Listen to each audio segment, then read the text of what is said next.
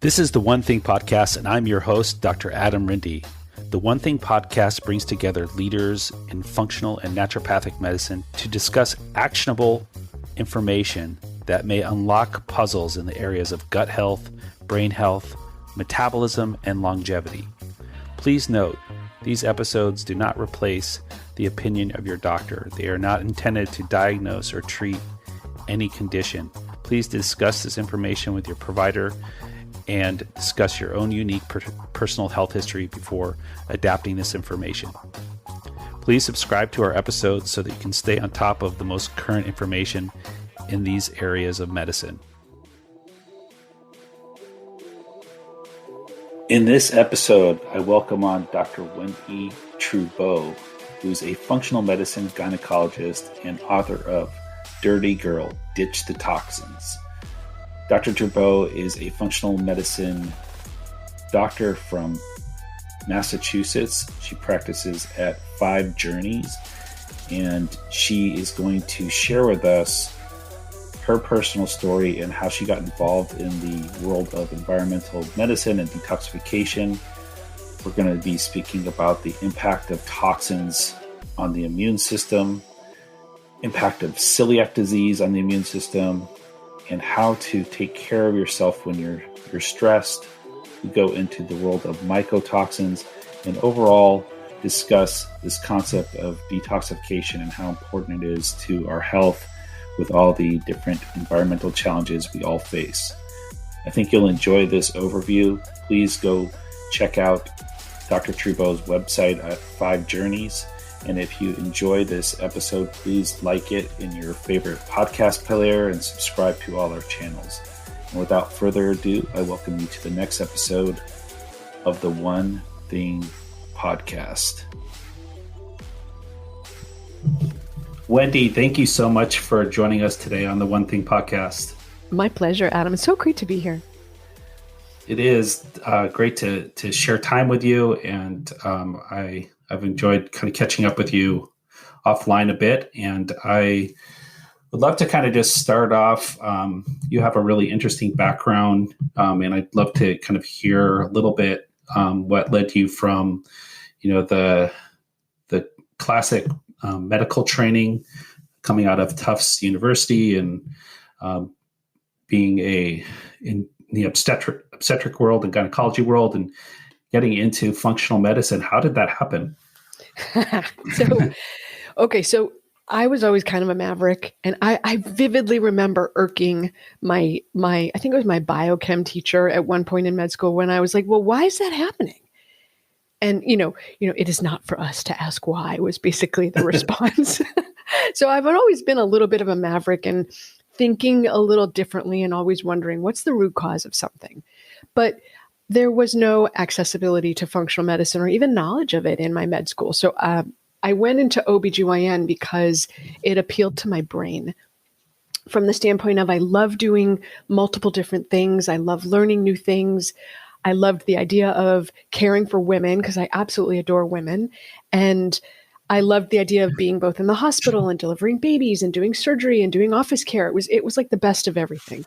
The only issue with being an OBGYN is that I'm not constitutionally set up or prepared to be up all night and be high stress. Mm-hmm. I was basically a quivering puddle on the floor. Mm. So it was great for my brain, horrible for my body. Yeah. And in residency, I went from being unknowingly gluten sensitive to being full-blown celiac in residency, but didn't even get diagnosed until 5 years later. Oh, wow. Yeah. I mean, it was pretty crazy because I just was like, well, this is just the way it is. Right. And I never complained. I was a very bad patient. Sure.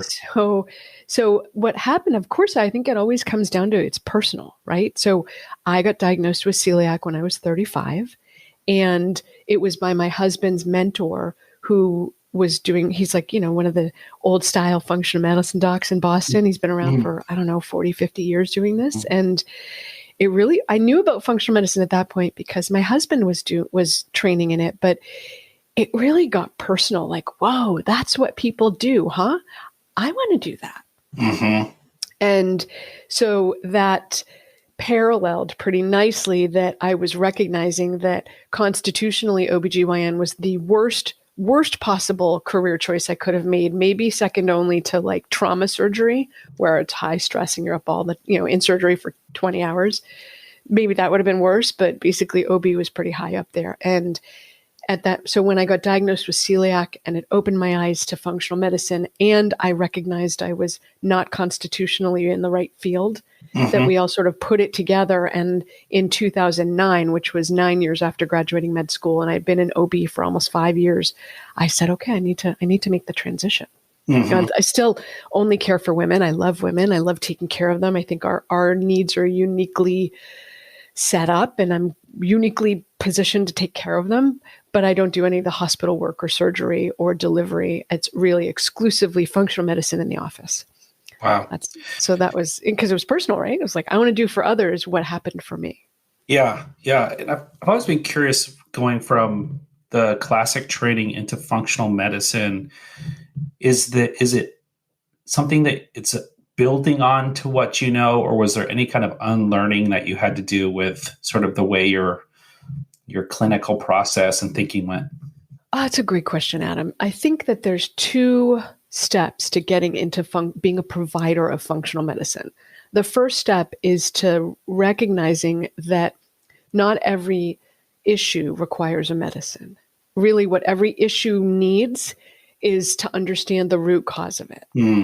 That's step 1. Understanding that you need to get to the root cause is the philosophical flip, this flip switch. And then the second part is, okay, now I need all this data to back up that philosophy.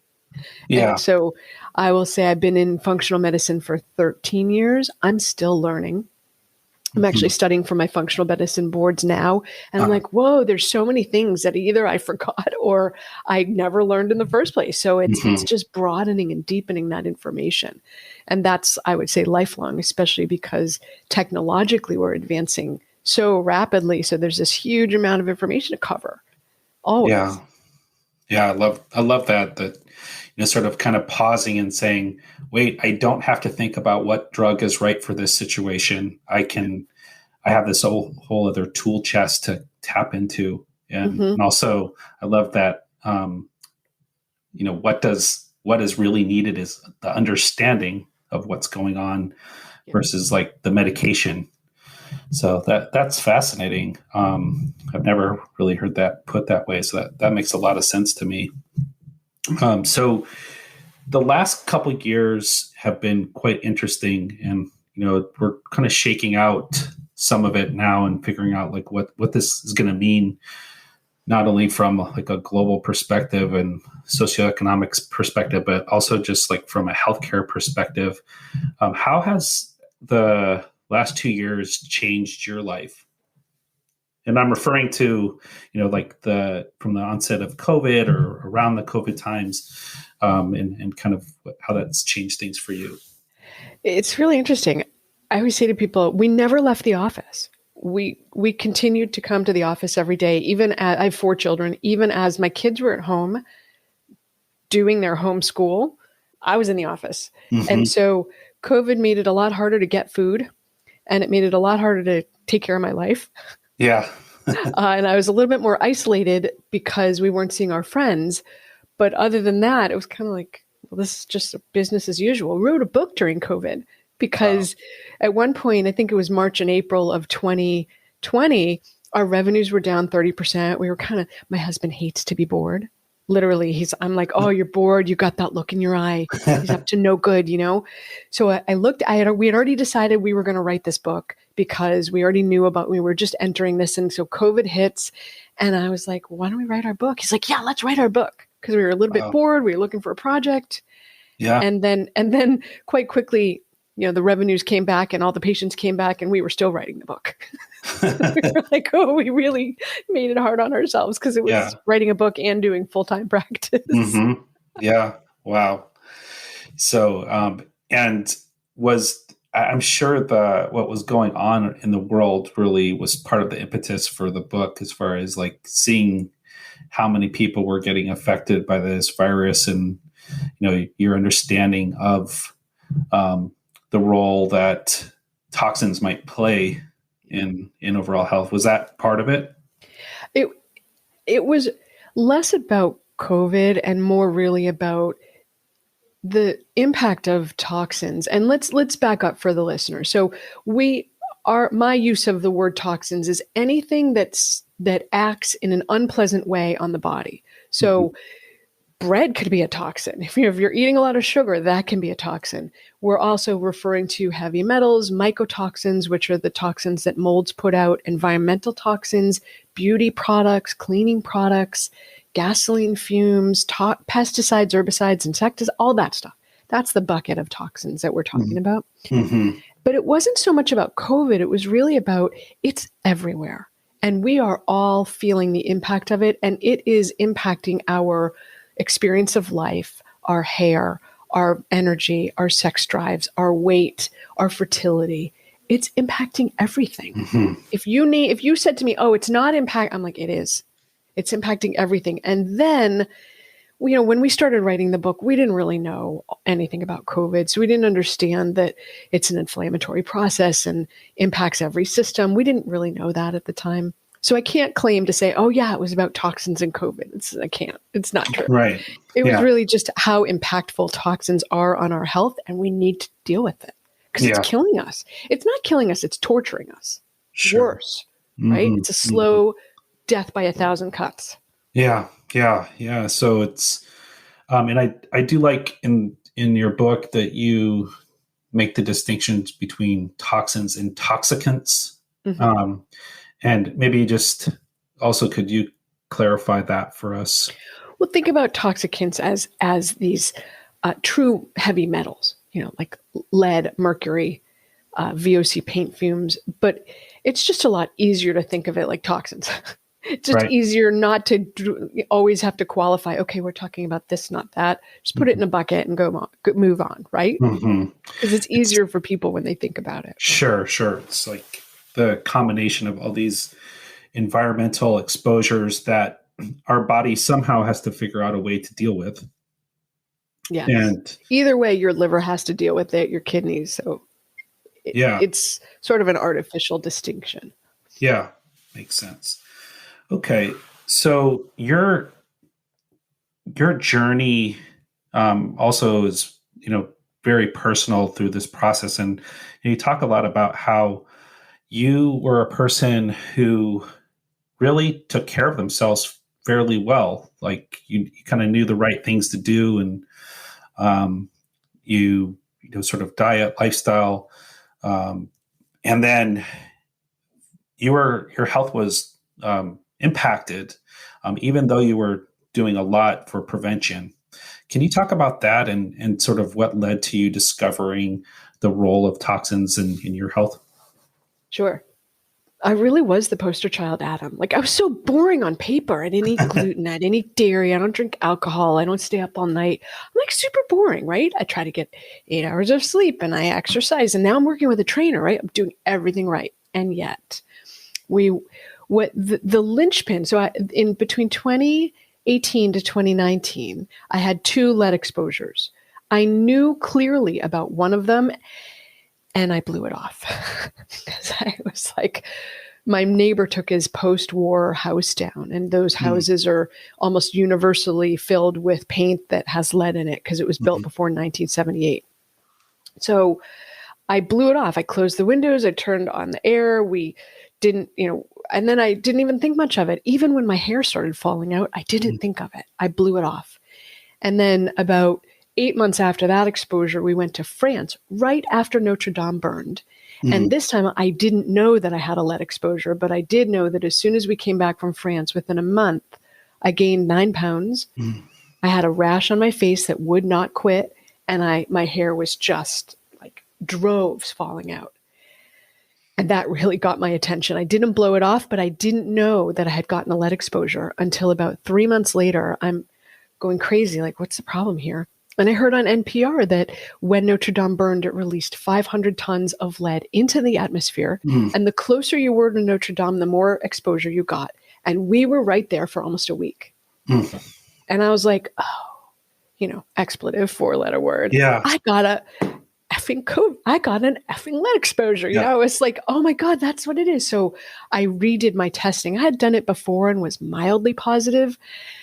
and blew off the mildly positive because I was like, oh, how bad is it really? It's only a point over the cutoff.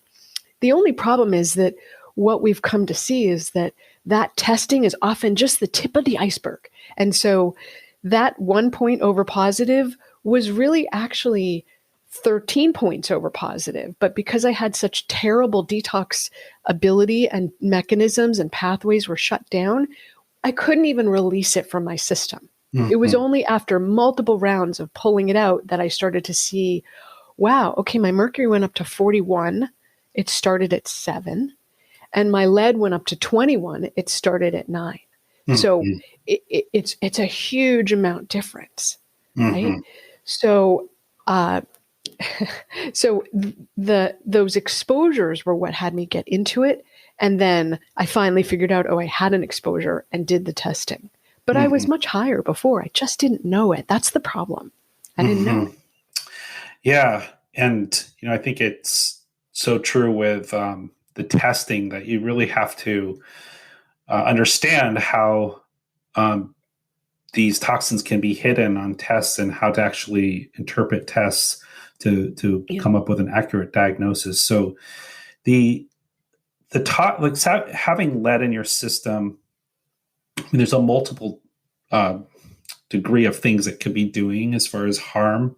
Yeah. Where do you start your thinking process as far as what is a toxin doing to the body? Like if your body's overburdened with toxins, so of course the body can handle some day-to-day exposures, but then when it becomes overloaded and excessive, where do you think about that in the body? Is what's the most harm being done, or a couple of things related to it? Yeah, I would say so. Let me say two things about that. One is the clinical stories that I say to people, oh, you've got some kind of probably heavy metal or major toxin exposure, would be any autoimmune disease. I don't care what autoimmune disease it is. Autoimmune disease, loss of hair. When people say that we've had a couple of patients with full loss of hair on their bodies, complete alopecia, and they've gone to 20 doctors, of course, because when you lose your hair, women freak. Obviously, we freak out. Guys are like, well, I don't want to go bald, but it's just what I do. But women, when they go bald, they freak. So they've gone to 10 doctors. And so someone who has a complete loss of hair on their body, that's a clear toxins, likely metals issue. Mm-hmm. And then anyone with osteoporosis, because lead loves to sit in the bones. Those are the three that catch my attention, right like that. But, Adam, pretty much anything you say to me, I'm going to say to you, well, we need to work you up. And we do the foundational things first. Your food, your minerals, nutrients, hormones, your digestion, of course, the gut. We start with the gut, your adrenals. That's the foundational approach. If you're not better after doing the foundational approach, you have an issue with toxins. Mm-hmm. Because if you're doing everything right and you're not $1 million, there's something. Also, the fourth category would be people who can't lose weight. I'm trying to lose weight. I'm doing everything right. I'm intermittent fasting. I don't eat sugar. I blah, blah, blah, right? Mm-hmm. Can't lose weight. That's another category where I'm like, oh, you got toxins because they sit in your fat. Yeah. And your body knows if you don't get rid of the toxin, it's not getting rid of the fat because you would be toxic. You'd have nowhere to put it. So, we always take a foundational approach to look at what's happening, fix it. Fix your hormones, replace your nutrients and minerals, fix the gut, fix the adrenals. And if you're still not $1 million, then we go, okay, we're going to work up toxins next. I like that. Yeah. I think I've always heard it described as like a door that's, it's there and you have to do the foundational stuff first. Yeah. You don't want to just dive into that world unless it's obvious, right? Yeah. There are some patients who I say to them, I'm totally going out of order. I'm violating my own rules, but you're so sick that we need to deal with your toxins first. Yeah. Just a caveat here. If you go to your regular normal doctor and ask for a workup on toxins, they're going to look at you like, I don't know what I'm doing. I don't know. They can do a blood test for mercury. They can do a blood test for lead. But here's the thing. Those only indicate that you've had an exposure that's in your blood right then. So the kids in Flint, Michigan are positive for lead. Right. No one else is positive when you do those tests because the body quickly recognizes, oh, this is a major problem here. and Mm-hmm. you hide it away in the fat, in the bones, in the organs. You sequester it away. So Mm-hmm. you're not going to see it in the blood. It's a useless test as far as I'm concerned. The only one that's pretty good is the try test to look and see if your mercury fillings are making an impact. That's Mm-hmm. useful. Mm-hmm. Otherwise, a blood test isn't going to make a big difference. Sure, sure. Good point. Yeah. So, with all those, the aftermath of having toxin burden, it seems like there's obviously, if you see a strong connection between toxins and autoimmunity, obviously they disrupt or are a driver of inflammation in the immune, in the immune system, and kind of alter the immune system's normal patterns. I don't know if you can share a little bit more about that. Think of it like it's every person has. I always say to my patients, find your line and stay behind it. So Mm-hmm. the body has its set point that works for the body. And then because we're humans, we like to push the envelope. So, we live and we sometimes live hard, and we may Yeah. not have had the best role models for food or how to take care of ourselves. So we start to pile on stressors. Think of it like a rain barrel. You're this empty rain barrel at birth, and then you pile on standard American diet eating with lots of processed carbs. For me, it was gluten. Then it was microwaved food that was microwaved in plastic. I mean, I'm a child of the 70s. So, we're Right. kind of freewheeling back then. Yeah. So pile all that stuff on. Then pile on, personally, I had to go to med school, and then I chose to do a really hard specialty and had this predisposition for an autoimmune disease and didn't eat the best and had all these triggers, and then had 4 kids, like pile it on, right? And what happens is the body has a difficult time compensating for all these exposures, and you start to essentially chip away at what the body can do because it's just getting overloaded. So if you go back to that rain barrel, I filled my rain barrel. I was overflowing. My cup overfloweth. It was Mm-hmm. everywhere. Mm-hmm. And so for autoimmune disease, it's a state of inflammation.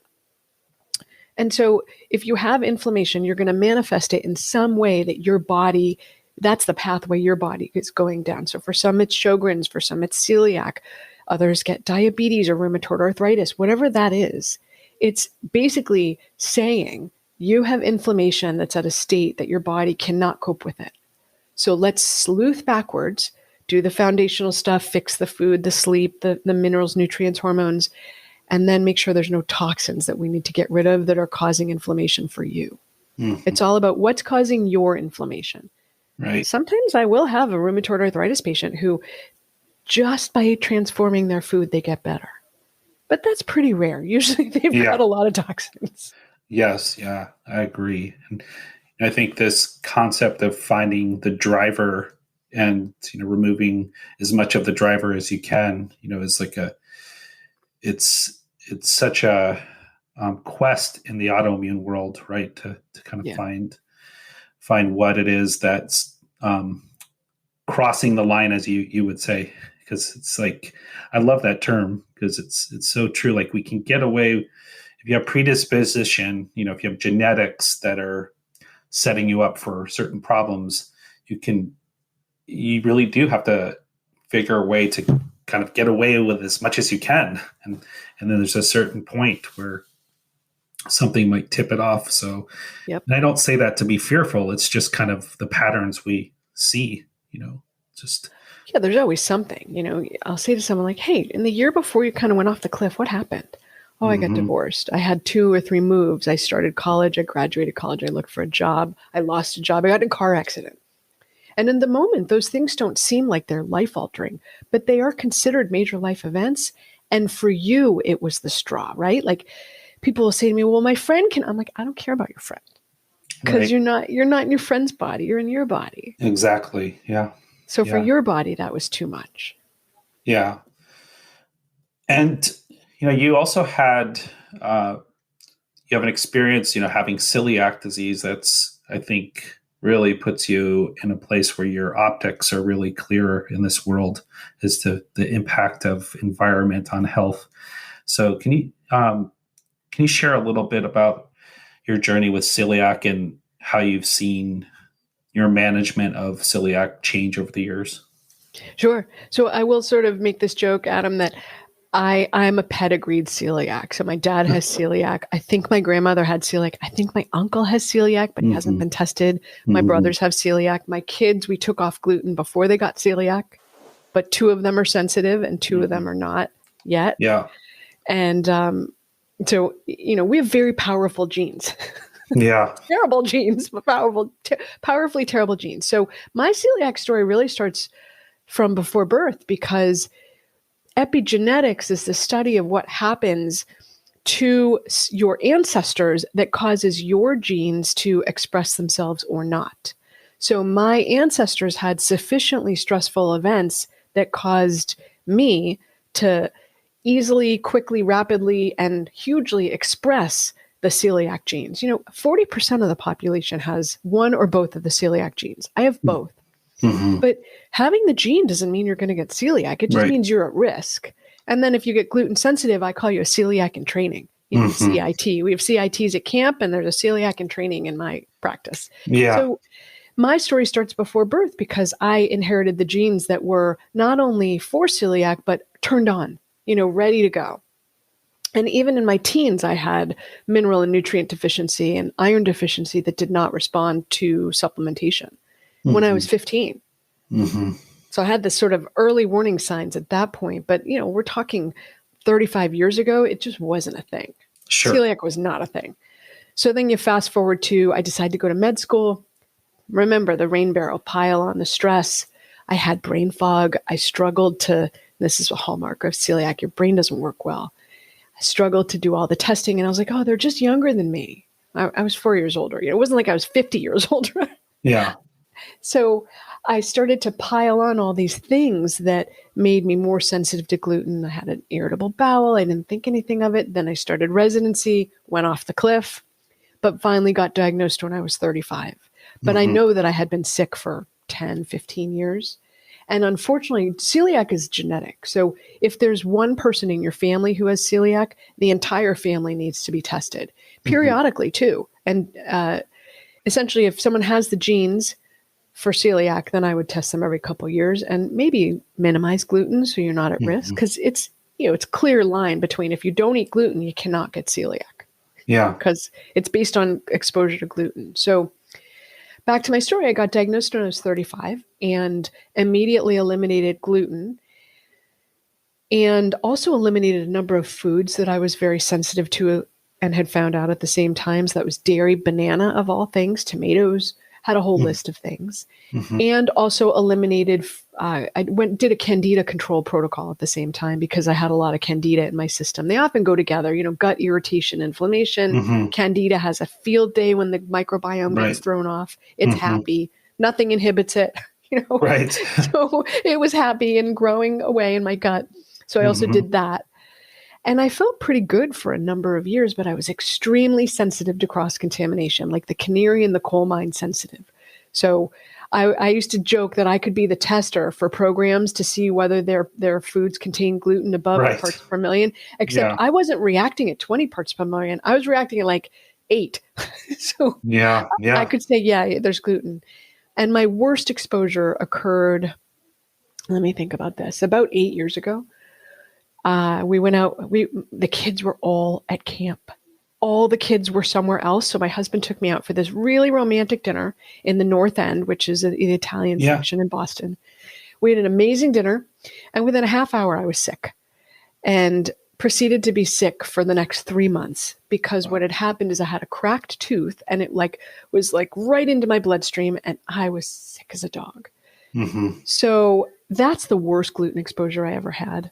And it was from nothing. It was like eating from a cast iron pan that had been used for gluten. Because we're really talking about parts per million here. Right. But what I will say, just, you haven't asked me this, but I'll bring it up, that the impact of having recognized and then addressed my toxins is that my worst gluten exposure lasted 3 months. And now when I get a gluten exposure, within 12 hours, I'm better. And that's really transformed my life, because I couldn't even eat out. Yeah. I was so set. My gut was so jacked up and almost always on alert and ready. Yeah.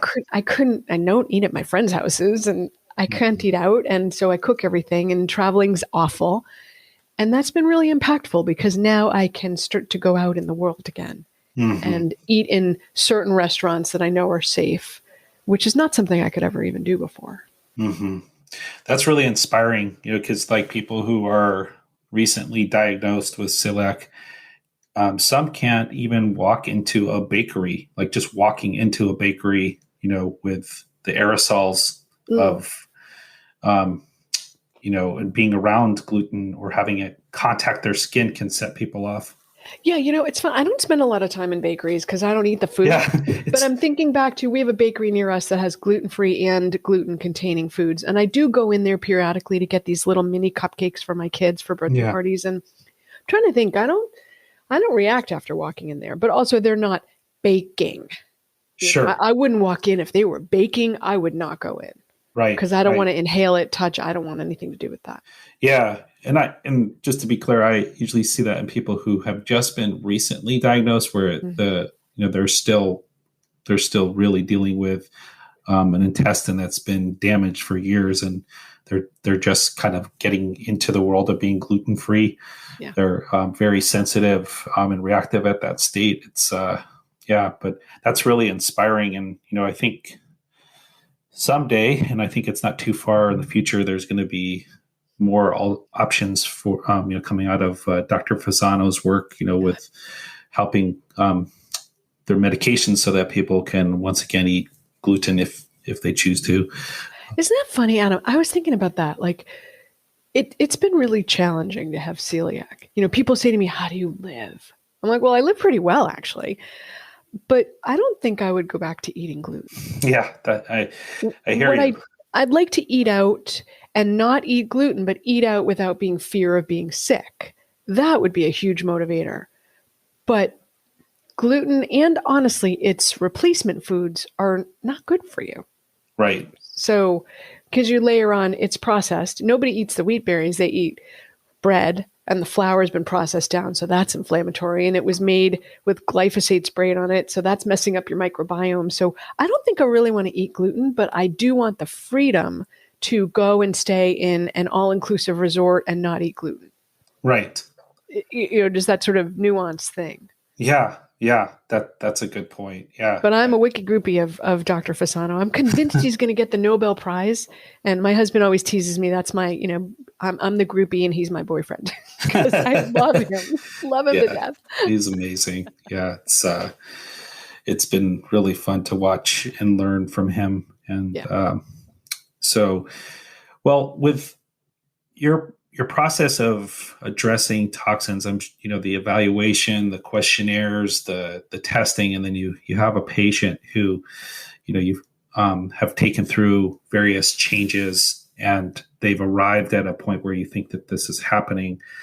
You take it a step further in your philosophy by saying that, until we get your stress under control, we shouldn't really proceed in kind of a major detoxification process. Like, can you talk about that?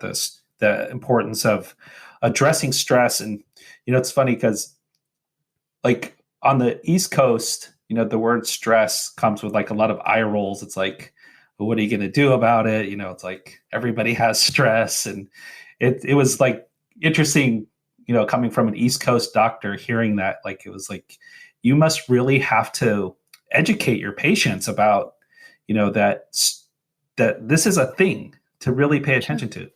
Because like West 100%. Coast, I mean, the surfers and this, that, the other, it's like kind of in your face.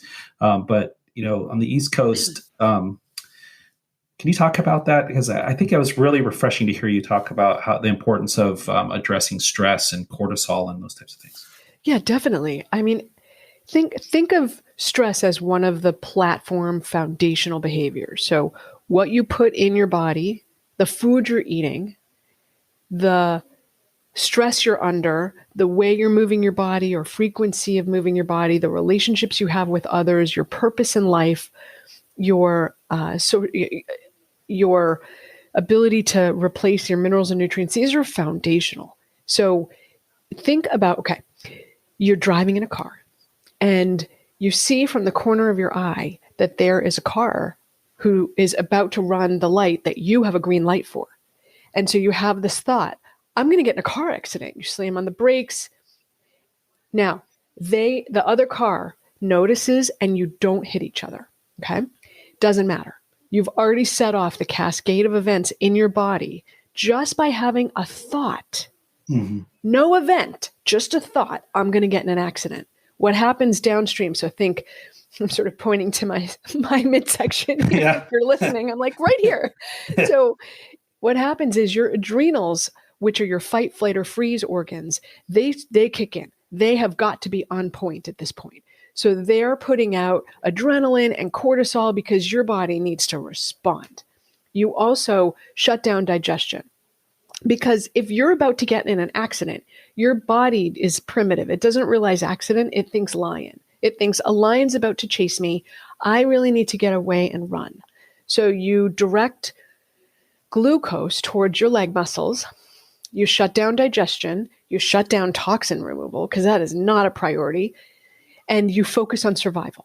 Now, if you do this every day, or if you have some kind of stressful event or chronic death by 1,000 cuts, again, it's just never ending. You're in a relationship that doesn't work for you. You have a sick child. You hate your job or your boss.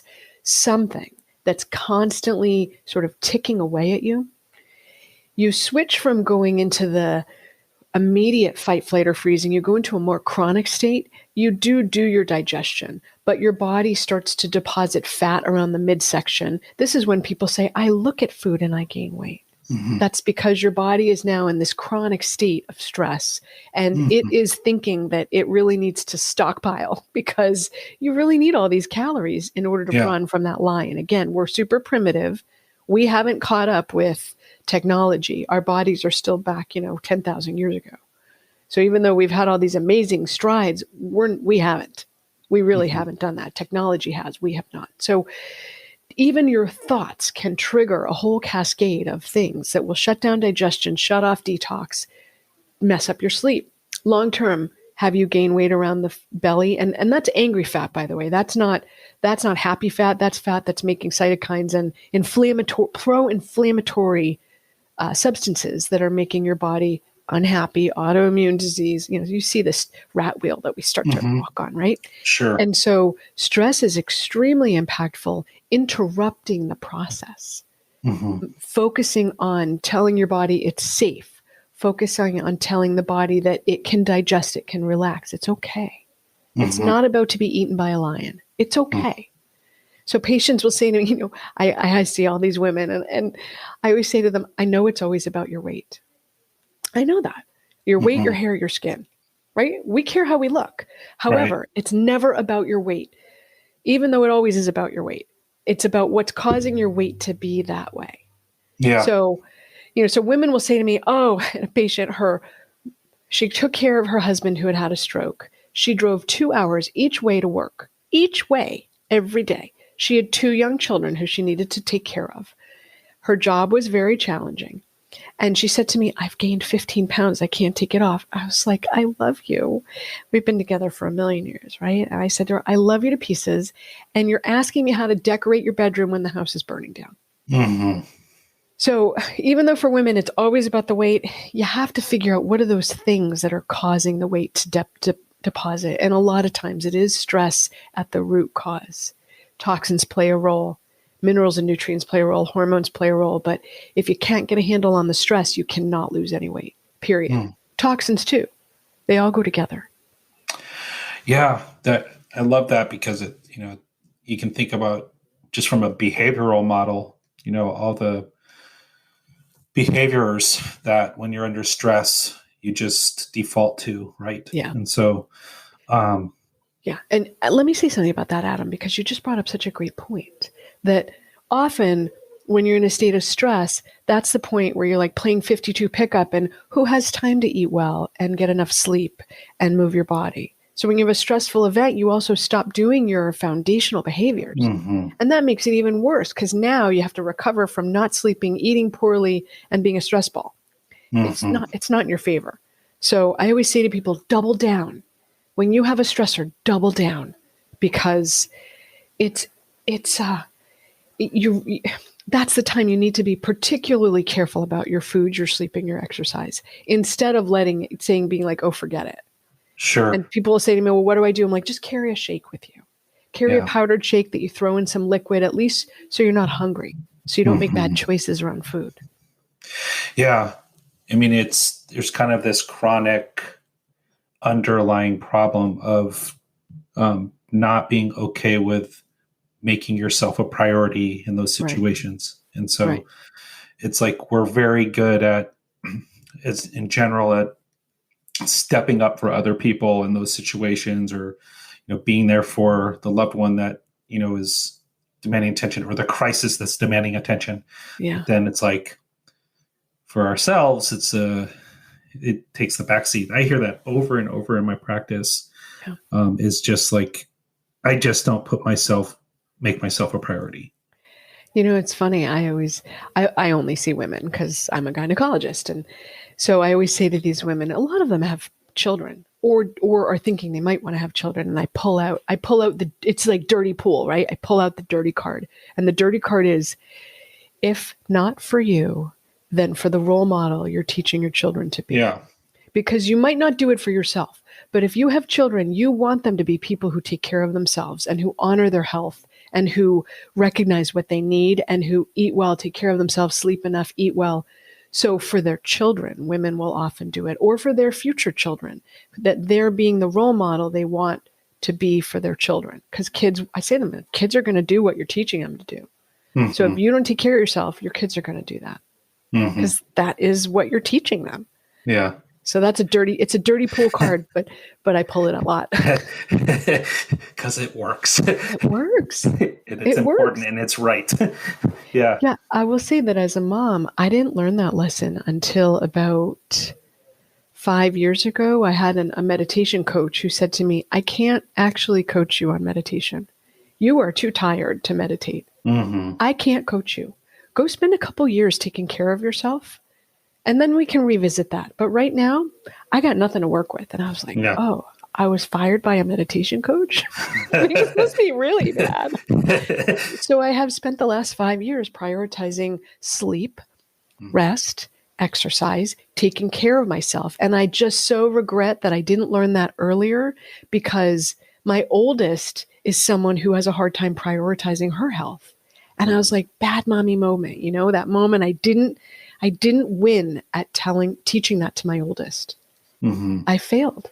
And it, so now I'm hopeful that the other ones I can maybe do, because I had the transformation early enough that maybe they get it. Right. But really, people will do it for their kids, but not necessarily for themselves. Yeah. Very true. Yeah. So, in your book, you really do a good job of looking at the kind of broad spectrum of things that could be considered toxins. And you do talk about sort of this emerging topic in our field, mycotoxins. Mm-hmm. Do you feel like this is really a new problem, or we just know more about it? It's such a great question. So no, I don't think it's a new problem. However, I think that it's gotten worse because it doesn't exist in a vacuum. So you have this sort of bucket, or I'm not sure how to language this. You have this simultaneous occurrence of more mycotoxins. We're a lot more mobile, and things that disrupt the microbiome, and more exposure to toxins and toxicants, so we can't get rid of them because we're being deluged. And then you layer this on, and people have a lot more reactivity to it because of the underlying state of inflammation, challenge, stress, disbalance. Mm-hmm. So I think it's been around for forever. Yeah. How could it not be? Yeah. But I think it's worse. I do think it's worse, especially because when you eat grains, anything that comes from a package with flour, it's got mycotoxins in it. Mm-hmm. And so if, you say to someone, what are you eating? Well, I have cereal or bagel for breakfast. What do you eat for lunch? Oh, a sandwich or a wrap. It's a healthy one. It has lettuce and tomatoes. And I'm like, okay, cool. What do you have for dinner? Chicken and pasta and a vegetable. I'm like, great. You've now exposed yourself 3 times a day to mycotoxins. Yeah. because it's all in all the processed grains. So Right. I think it's a number of things that are coming all together, like a perfect storm, that we're eating it more. There's more sources of it. There's other ways that we're challenging our immune systems. We have other things the body's trying to deal with. And then there's the mycotoxins. Yeah. So it's a perfect storm, but it's a bad one. Right. Yeah. I'll throw in there also eating lots of leftovers more and more, Yeah. The longer food sits in your fridge, like with these massive once a week meal preps and stuff like that. That's another source of these, of mycotoxin. Well, I will say my mom always says to me, why don't you do your food prep for the week on Sunday? And I was like, Ma, we have 8 people eating with us every night. I have 4 kids, 1 husband, a live-in nanny, and my mother-in-law eats with us. And my mom eats with us once in a while. So 8 or 9 people every night. Do you have any idea how much food that is? I'm the restaurant. We are like a little mini restaurant. So I'm just grateful to get food on the table every night. There's no way I could do that ahead of time, because prepping for 1 is manageable, but prepping for 8, forget it. It happens the day of. So, but yes, you're 100% right. Leftovers are a tremendous source of mycotoxins, because the minute you put it in the fridge, it starts to grow. Yeah. I mean, you can get away with a couple days here, but I would say 24 hours or less. And if, I do have people who need to prep for the week. So I say, prep your whole meal, cool it, put it in glass containers and stick it in the freezer. Right. And the day you're going to eat it, pull it out and let it defrost on your way to work. And then hopefully you have a toaster, but if not, microwave it, or eat at room temperature. Mm-hmm. Mm-hmm. Yeah. Yeah. It's definitely ways around it. It's different strategies. Mm-hmm. So this has been really a fascinating discussion. I would love to kind of hear where you're going next in your career and like what you're up to now that you have your book out in the public and people are learning more about how to help their bodies with inflammation and detoxification and stress reduction. What's next for you? Well, world domination, of course, right?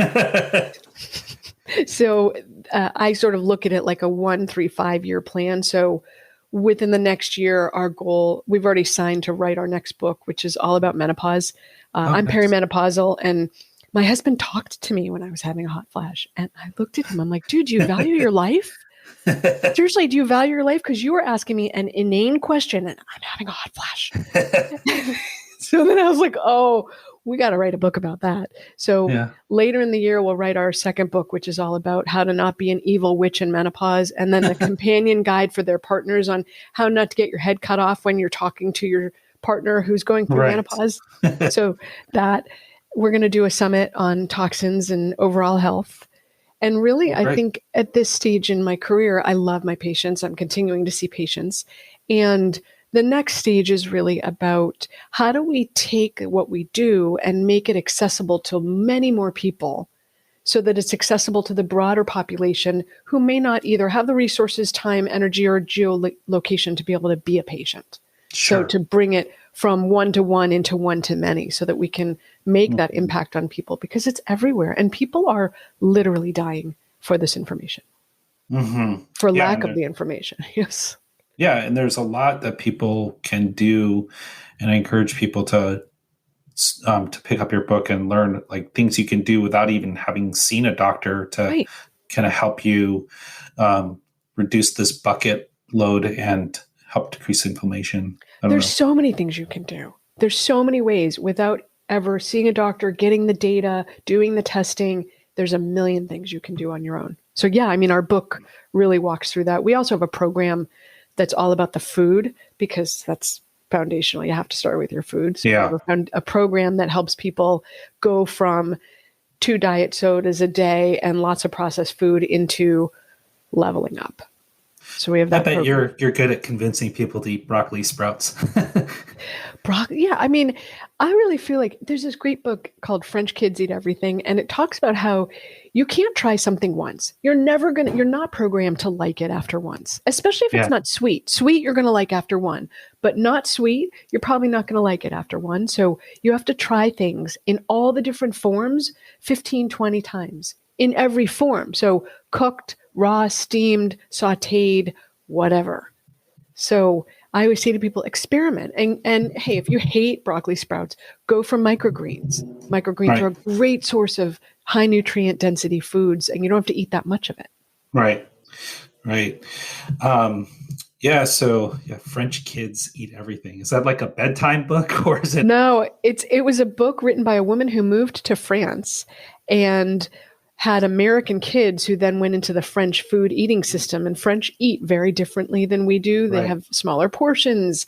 They have a very broad palate. And so her entry into going from sort of standard American food into French cuisine, culture, cooking was she wrote a book about it. It was just a great book.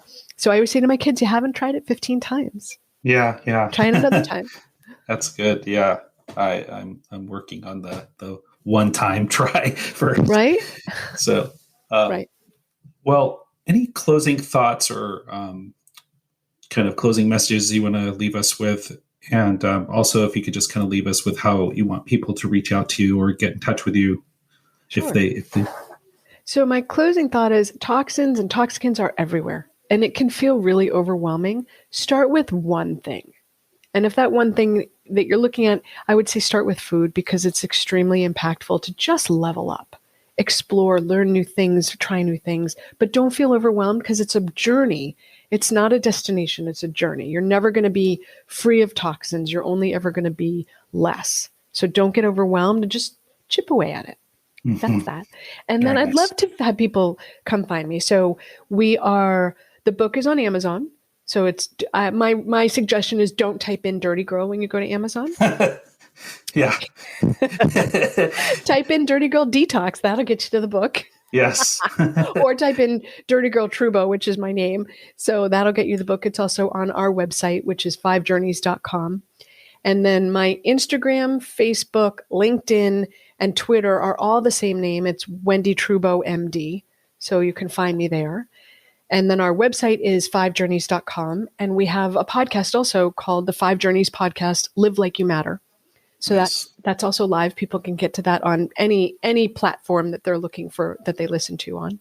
And then lastly, we have a free gift for your listeners, because often as people are starting the journey of how do you clean up your life, it's super overwhelming. And so since we did it ourselves, we put it all into writing. So we have a companion guide to the book on how to detox your life. You know, what pans do you use if you want to level up, and what beauty products and what cleaning products, like all of the things that you use every day. Yeah. What are those? So that's at 5journeys.com/promo. So FIVEJOURNEYS.com/promo.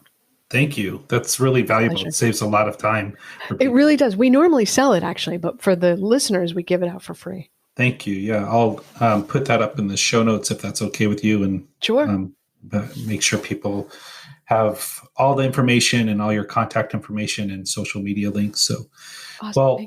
Thank you so much for spending the time with me. I learned a lot, and your story is very inspirational, and just the healthcare world is really lucky to have you as part of the healthcare world, leading us and seeing patients. I'm sure your patients just love you. Thank you. And you. I mean, you're part of it too. So glad we're in this together. Yeah, exactly. Well, okay. Well, thanks for your time, and please come back. When you're ready to talk about the menopause world, perimenopause. The evil witch comes back. That'd be great, Adam. Thank you. Okay. Thanks for your time. Thank you so much for tuning in to this week's episode of the One Thing Podcast. Please share these episodes with your friends, loved ones, colleagues, patients, healthcare providers, anyone who you feel might benefit from hearing these informative interviews. We tend to learn best from people sharing things with us. That's often the first time it's introduced. So don't hesitate if the content of these episodes reminded you of someone that might benefit from that. Forward the episode to them, and I'm sure they'll either appreciate it or be appreciative that you've thought of them.